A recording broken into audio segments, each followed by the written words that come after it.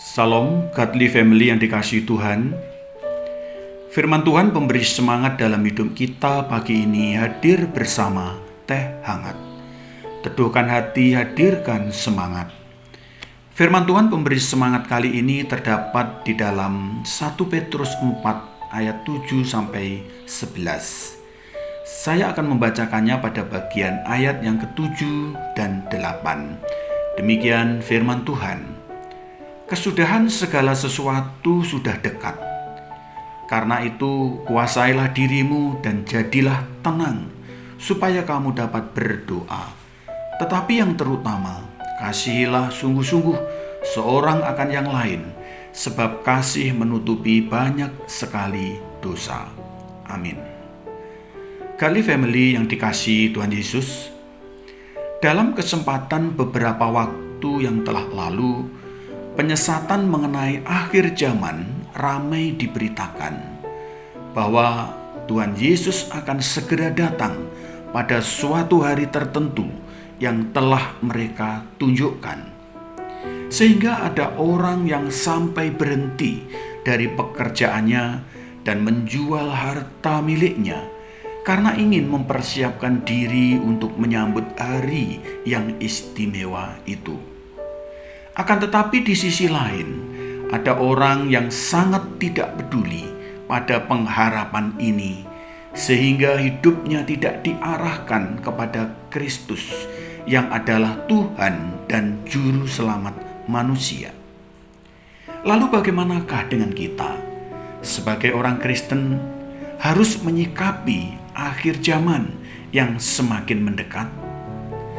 Pengharapan akan kedatangan Tuhan Yesus Kristus yang kedua kali seharusnya berdampak pada sikap dan perilaku orang percaya, mendorong orang Kristen untuk tetap konsisten dalam kehidupan sebagai pengikut Kristus.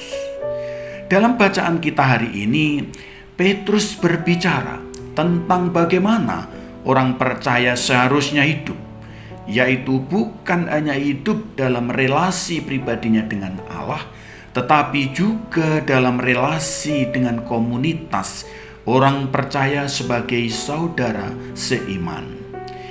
3 hal yang dikemukakan Petrus adalah doa, kasih, dan saling melayani. Untuk dapat berdoa, orang harus dapat menguasai diri dan menjadi tenang. Dalam relasi dengan saudara seiman, orang percaya harus ada semangat untuk saling mengasihi.